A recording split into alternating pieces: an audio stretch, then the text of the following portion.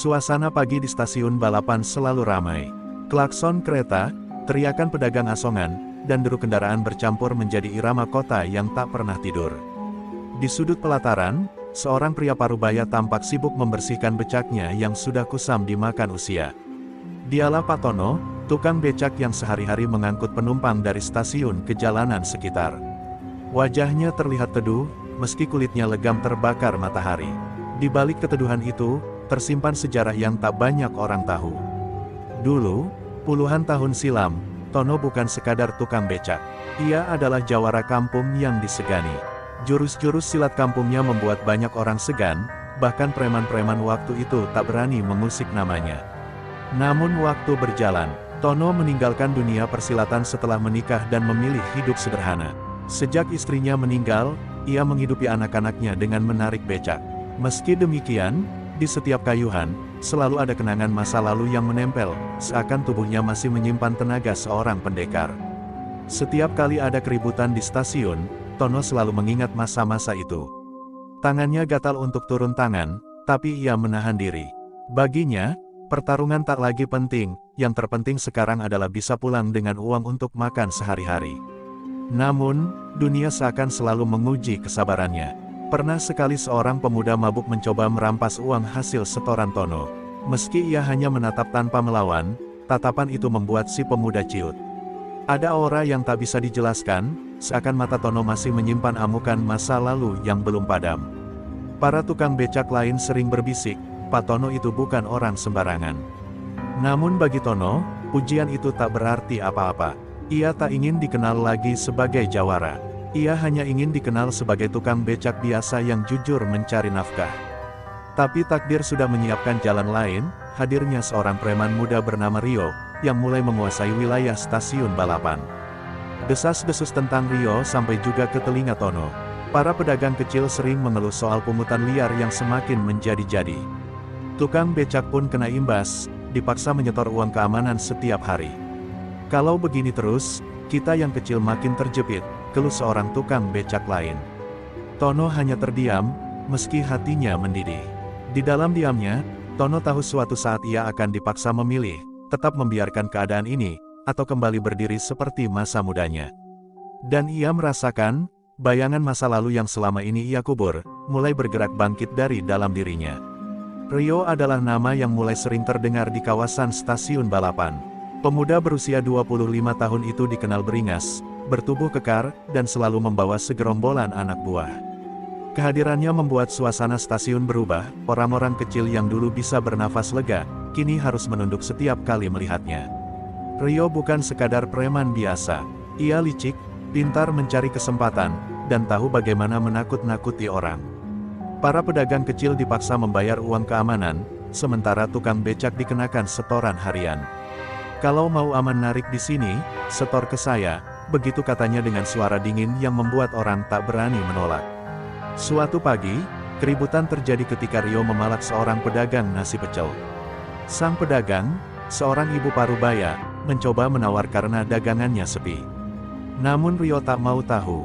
Ia menggebrak meja hingga piring-piring jatuh berserakan. Warga sekitar hanya bisa menonton tanpa berani melawan. Dari kejauhan, Pak Tono menyaksikan semua itu dengan hati yang geram. Para tukang becak mulai gelisah. Mereka merasa hidup semakin sulit. Kita narik seharian cuma cukup buat makan, sekarang masih harus setor sama preman.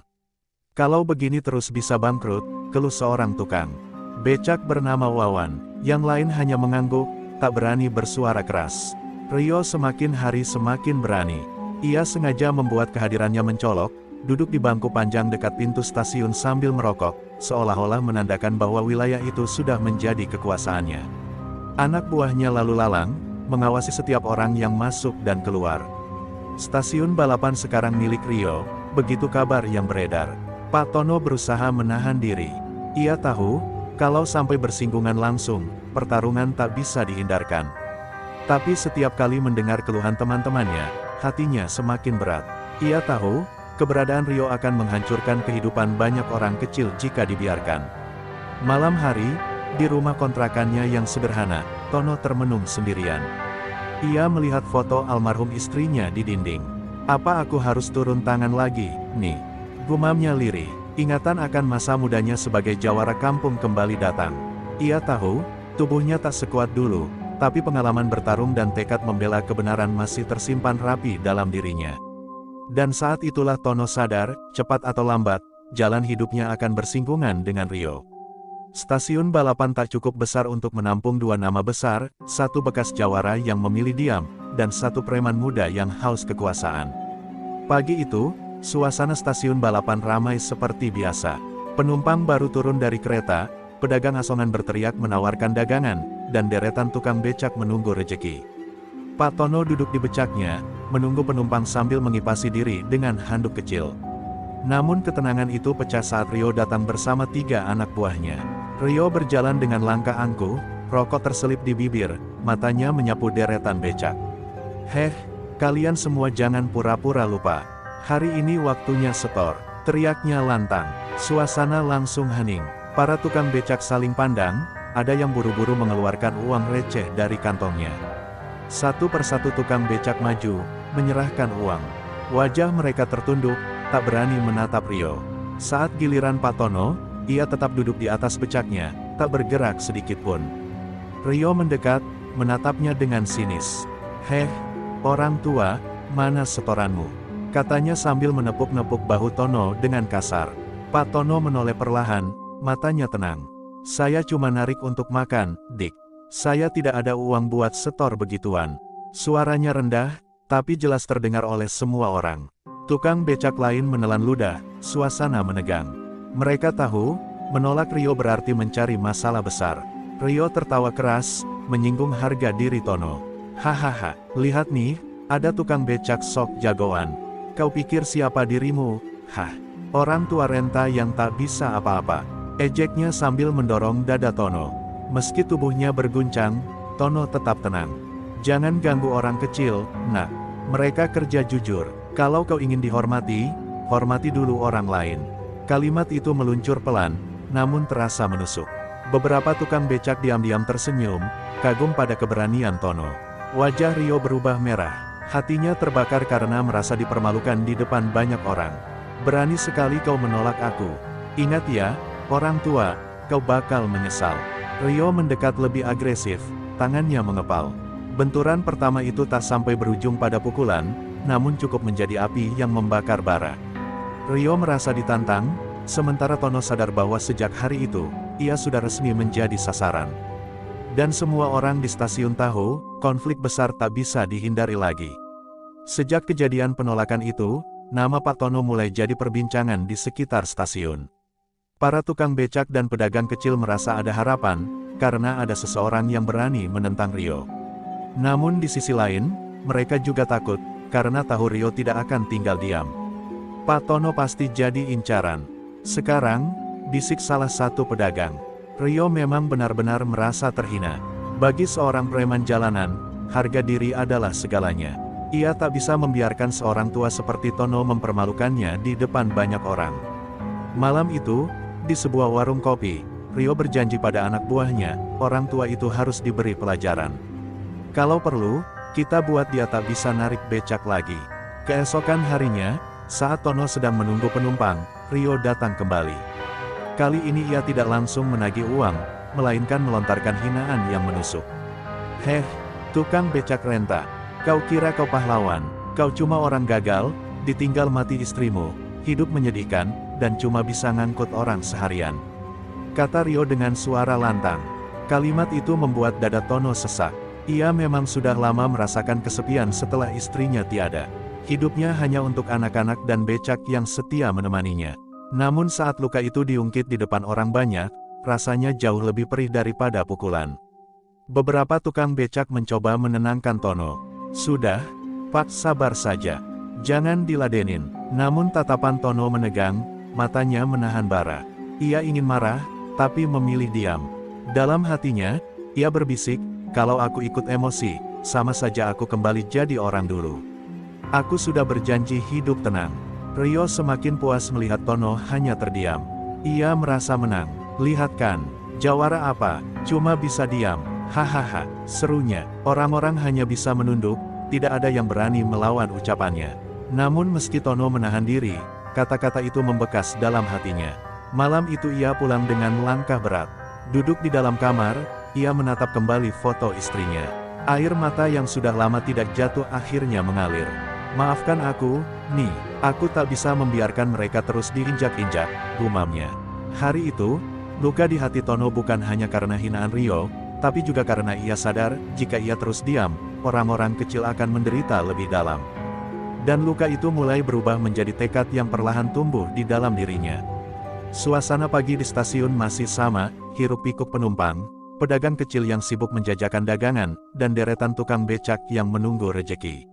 Namun ada satu sosok asing yang tiba-tiba muncul di pelataran. Tubuhnya tinggi besar, rambutnya sudah memutih sebagian, tapi sorot matanya tajam. Ia berjalan perlahan sambil memandang sekeliling, hingga akhirnya pandangannya jatuh pada sosok Tono yang sedang duduk di becaknya. "Tono!" teriaknya lantang. Pak Tono yang semula termenung sontak menoleh. Matanya melebar, mulutnya terbuka lebar. "Dulman," ucapnya pelan, hampir tak percaya. Dua pria parubaya itu akhirnya berpelukan erat, seperti dua sahabat lama yang terpisah puluhan tahun. Dulman adalah kawan seperguruan Tono saat muda dulu. Mereka sama-sama belajar silat kampung dan pernah berjaga bersama membela warga. Namun, jalan hidup memisahkan mereka. Dulman merantau ke luar kota, sementara Tono memilih tinggal, menikah, dan akhirnya hidup sebagai tukang becak. Obrolan mereka berlangsung lama di warung kopi dekat stasiun. Dulman bercerita tentang kehidupannya di perantauan, sementara Tono mengisahkan betapa sulitnya hidup setelah ditinggal istrinya. Namun yang paling membuat Dulman terkejut adalah cerita tentang Rio, preman muda yang kini berkuasa di balapan. "Jadi begitu sekarang keadaannya, dan kau, hanya diam saja, Ton?" tanya Dulman dengan nada kecewa. Tono menunduk. "Aku sudah tua, Dul. Badan ini tak lagi sekuat dulu. Aku hanya ingin hidup tenang, narik becak, menyekolahkan anak-anak. Pertarungan bukan jalanku lagi." Suaranya lirih, seolah mengaku kalah pada keadaan. Namun Dulman menatapnya tajam. "Ton, kau lupa siapa dirimu. Kau bukan orang sembarangan. Orang-orang kecil di sini butuh pelindung. Kalau kau terus diam, mereka akan terus diinjak-injak. Kau pikir sabar itu selalu baik? Tidak, kadang sabar juga bisa membuat orang lain menderita." Kata-kata itu menghantam hati Tono, membuatnya terdiam lama. Dalam hati Tono bergolak. Ia memang sudah lama ingin menahan diri, tapi apa yang dikatakan Dulman ada benarnya. Jika ia tidak berdiri, siapa lagi yang bisa melawan Rio? Namun bayangan usianya yang tak lagi muda terus menghantui pikirannya. "Apa aku masih sanggup?" batinnya resah. Pertemuan dengan sahabat lama itu menjadi titik balik bagi Tono. Kata-kata Dulman seperti meniup bara yang selama ini ia kubur. Ia tahu, cepat atau lambat, ia harus memilih, terus bersembunyi di balik becaknya, atau kembali berdiri sebagai jawara untuk melindungi orang kecil. Beberapa hari setelah pertemuan dengan Dulman, suasana di stasiun balapan semakin tegang. Rio makin sering berkeliling bersama anak buahnya, seolah ingin menunjukkan bahwa dialah penguasa tunggal. Para tukang becak dan pedagang kecil kian resah, tapi kabar tentang keberanian Pak Tono menolak setoran membuat mereka diam-diam menaruh harapan. Rio rupanya tak bisa melupakan kejadian saat Tono menolak mentah-mentah permintaannya. Harga dirinya terinjak, egonya terbakar. Ia ingin membuktikan di depan semua orang bahwa dirinya tak bisa diremehkan. Maka, suatu pagi, ia mendatangi pelataran stasiun, kali ini dengan lebih banyak anak buah. Dengan suara keras, Rio berteriak, "Hi, orang tua, keluar kau. Kalau kau memang jagoan, jangan sembunyi di balik becakmu." Suaranya menggema, membuat semua orang di sekitar menoleh. Tukang becak, pedagang, bahkan penumpang yang baru turun dari kereta, ikut berhenti menyaksikan. Pak Tono yang saat itu sedang menata becaknya, berdiri perlahan. Wajahnya tenang, tapi tatapan matanya tajam. Ia berjalan mendekat ke arah Rio. "Apa lagi yang kau cari, nak?" tanyanya dengan suara rendah namun jelas terdengar. Rio menyeringai, lalu menunjuk Tono di depan kerumunan. "Aku tantang kau di sini, sekarang juga. Kalau kau memang masih punya nyali, lawan aku. Jangan cuma bisa bicara sok bijak."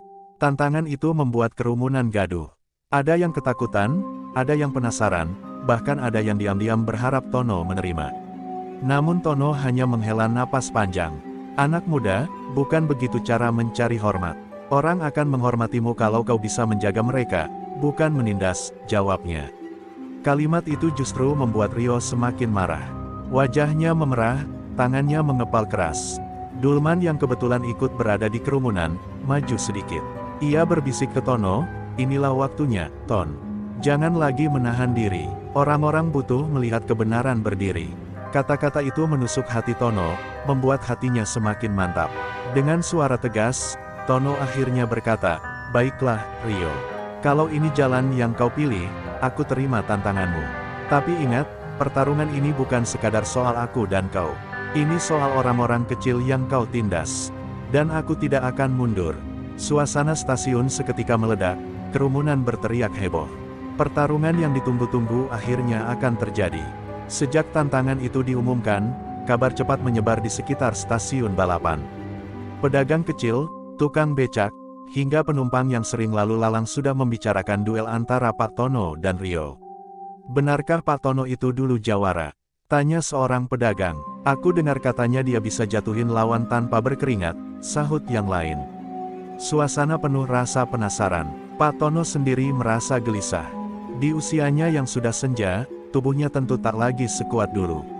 Sendi-sendinya sering nyeri, nafasnya lebih pendek dibanding masa muda.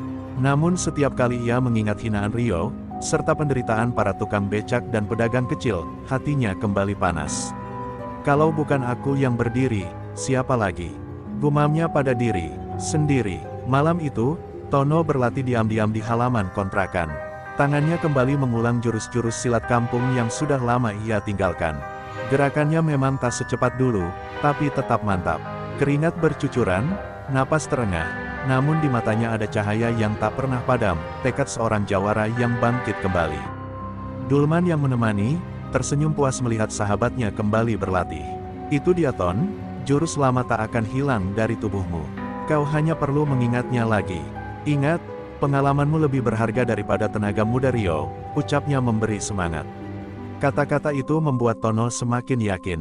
Keesokan paginya, Tono menarik becaknya seperti biasa. Namun kali ini, ada aura berbeda pada dirinya. Para tukang becak lain bisa merasakannya. Tatapannya lebih tajam, tubuhnya lebih tegak, dan senyum tipisnya seakan menandakan bahwa ia sudah siap menghadapi apapun. Mereka yang melihatnya diam-diam merasa lega.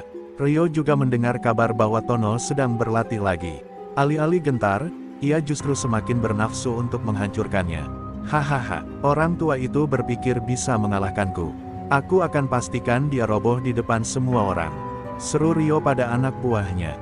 Hari demi hari, ketegangan semakin terasa. Semua orang di stasiun tahu bahwa bentrokan besar akan segera terjadi. Mereka menunggu kapan duel itu akan berlangsung, sambil berharap Tono benar-benar bisa menjadi penyelamat bagi mereka. Dan di dalam hatinya, Tono merasakan api yang sudah lama padam kini menyala kembali. Api seorang jawara kampung yang dulu pernah disegani, kini kembali berkobar, siap membakar kesewenang-wenangan yang menguasai stasiun balapan. Hari yang ditunggu akhirnya tiba. Matahari siang menyengat, tapi pelataran stasiun balapan dipenuhi kerumunan. Tukang becak, pedagang kecil, hingga penumpang yang penasaran semua berdesakan ingin menyaksikan pertarungan antara Pak Tono dan Ryo. Suasana tegang, seolah udara pun menahan napas. Ryo datang lebih dulu, diiringi anak buahnya. Tubuhnya tegap, otot-ototnya menegang, wajahnya penuh percaya diri. Ia merokok sambil tersenyum sinis, menatap kerumunan yang bersorak. "Hari ini orang tua itu akan aku tundukkan," katanya dengan suara keras, membuat anak buahnya tertawa terbahak-bahak. Tak lama kemudian, Pak Tono muncul dari arah becaknya. Ia berjalan perlahan, sederhana, tanpa banyak gaya. Kaos lusuh melekat di tubuhnya, namun tatapannya mantap. Orang-orang langsung memberi jalan, dan sebagian berbisik lirik, "Itu dia, jawara lama yang bangkit lagi." Pertarungan dimulai tanpa banyak kata. Ryo maju duluan, melancarkan pukulan cepat ke arah Tono. Namun dengan tenang, Tono menggeser langkahnya, menangkis, lalu mendorong tangan Ryo hingga terlepas. Gerakan sederhana, tapi membuat Ryo sedikit goyah. Sorakan penonton meledak, tak menyangka orang tua itu bisa menahan serangan dengan begitu mudah. Ryo semakin murka, ia menyerang bertubi-tubi, tendangan dan pukulan mengarah tanpa henti. Tubuhnya yang muda memang lincah, namun Tono menghadapinya dengan tenang. Ia tak melawan membabi buta, hanya menangkis dan menghindar, menunggu celah. Gerakan silat kampung yang penuh pengalaman membuat Rio semakin frustrasi. "Hadapi aku benar-benar, orang tua," teriak Rio. Tono hanya tersenyum tipis, lalu bergerak cepat. Dengan satu sapuan kaki dan dorongan tangan, Rio terjungkal ke tanah. Penonton bersorak keras, sebagian tak percaya apa yang mereka lihat. Rio, sang preman muda yang gagah, bisa dijatuhkan oleh seorang tukang becak tua. Namun Rio belum menyerah. Ia bangkit lagi dengan wajah penuh amarah, darah segar mengalir di sudut bibirnya. Ia kembali menyerang, kali ini lebih brutal. Tapi Tono, dengan ketenangan yang luar biasa, berhasil mengunci tangannya, lalu membanting Rio ke tanah sekali lagi. Kali ini, Rio benar-benar terkapar, napasnya tersengal. Kerumunan meledak dengan sorakan kemenangan. Para tukang becak dan pedagang kecil bersorak memanggil nama Tono. Sementara itu, Rio hanya bisa terbaring, terhina di depan semua orang. Duel di balapan berakhir sudah, dan jelas siapa yang menjadi pemenangnya, Pak Tono, jawara sejati yang bangkit kembali demi membela orang kecil. Setelah duel usai, suasana stasiun balapan dipenuhi sorak-sorai. Para tukang becak bertepuk tangan, pedagang kecil bersiul gembira, bahkan penumpang yang hanya menyaksikan pun ikut bersorak. Nama Pak Tono menggema di antara kerumunan, seolah-olah semua orang menemukan harapan baru. Rio masih terbaring di tanah, wajahnya pucat, napasnya tersengal. Anak buahnya ragu-ragu mendekat, tak tahu harus menolong atau ikut mundur. Mereka takut ditandai oleh kerumunan yang kini berpihak penuh kepada Tono. Perlahan, Rio berusaha bangkit, tapi langkahnya goyah. Pak Tono mendekat dengan tenang. Ia menatap Rio, bukan dengan kebencian, melainkan dengan sorot mata seorang ayah pada anak yang tersesat. "Nak, kau kuat, kau punya tenaga dan nyali. Tapi kau salah jalan, menguasai orang kecil bukanlah kemenangan, itu hanya kehinaan," ucapnya lantang, terdengar oleh semua orang. Rio menunduk, wajahnya merah bercampur malu. Kata-kata Tono menusuk lebih dalam daripada pukulan manapun. Untuk pertama kalinya, ia merasa kecil di hadapan seorang lelaki tua. Tidak hanya karena kalah bertarung, tetapi karena kalah dalam wibawa dan kebijaksanaan. Kerumunan terdiam sesaat, lalu meledak dengan tepuk tangan. Mereka bukan hanya menyaksikan kekalahan Rio, tetapi juga menyaksikan kebangkitan seorang pelindung sejati. Beberapa tukang becak bahkan meneteskan air mata, karena akhirnya ada seseorang yang berdiri untuk mereka. Dulman yang berada di antara kerumunan tersenyum bangga. Ia tahu sahabat lamanya telah menemukan kembali jati dirinya. "Itulah Tono yang dulu aku kenal," gumamnya. Hatinya lega, karena bara yang dulu hampir padam kini menyala terang kembali. Rio akhirnya berjalan terlatih meninggalkan arena, diiringi anak buahnya yang ketakutan. Ia tidak mengucapkan sepatah kata pun, hanya sesekali menoleh ke belakang dengan tatapan yang penuh keraguan. Semua orang tahu, kekuasaannya runtuh hari itu juga. Dan sejak saat itu, orang-orang kecil di stasiun balapan mengakui Tono bukan sekadar tukang becak biasa. Ia adalah pelindung mereka, seorang jawara sejati yang kembali muncul di masa ketika keberanian sangat dibutuhkan. Hari-hari setelah duel itu terasa berbeda di stasiun balapan. Wajah para tukang becak terlihat lebih cerah, pedagang kecil berjualan tanpa dihantui rasa takut, dan suasana pasar menjadi lebih hidup. Kehadiran Rio dan anak buahnya tak lagi mendominasi. Mereka jarang terlihat, seakan lenyap ditelan rasa malu. Pak Tono kembali mengayuh becaknya seperti biasa. Namun kali ini, setiap kali ia melintas, orang-orang tersenyum padanya dengan penuh hormat. "Selamat pagi, Pak Tono," sapa seorang pedagang sayur. "Sehat-sehat terus ya, Pak," tambah tukang becak lain. Bagi mereka, Tono bukan hanya teman kerja, melainkan simbol keberanian. Meski dielu-elukan, Tono tetap rendah hati. Ia tak pernah merasa dirinya pahlawan. "Aku hanya melakukan apa yang seharusnya," katanya sederhana. Namun dalam hati kecilnya, ia bersyukur masih diberi kekuatan untuk berdiri ketika orang-orang membutuhkannya.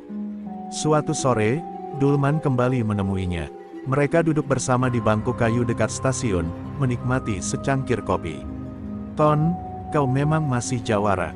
Bukan karena jurusmu, tapi karena hatimu yang tetap ingin melindungi orang kecil," ujar Dulman sambil tersenyum. Tono hanya mengangguk, matanya menerawang jauh. Di dalam dirinya, Tono menyadari satu hal penting, menjadi jawara sejati bukan soal siapa yang paling kuat, tetapi siapa yang paling tulus menjaga orang lain. Itulah pelajaran hidup yang kini ia genggam erat, lebih dari sekadar jurus silat atau kemenangan di gelanggang. Rio, di sisi lain, perlahan mulai merenungi kekalahannya. Kabar beredar bahwa ia meninggalkan stasiun dan pergi mencari kehidupan lain. Beberapa orang mengatakan ia mulai belajar bekerja jujur, meski butuh waktu untuk membuktikannya. Bagi Tono, itu sudah cukup, karena tak ada musuh sejati selain kesesatan jalan hidup. Waktu berjalan, dan kehidupan di stasiun balapan kembali normal. Namun bagi orang-orang yang pernah menyaksikan duel itu, hari ketika Pak Tono melawan Rio akan selalu diingat sebagai hari kebangkitan. Hari ketika seorang tukang becak renta menunjukkan arti keberanian yang sesungguhnya. Dan di sanalah Tono berdiri, bukan lagi hanya sebagai tukang becak, bukan pula sekadar jawara kampung masa lalu, melainkan jawara sesungguhnya, pelindung orang kecil, dengan hati yang lebih besar daripada sekadar tinju.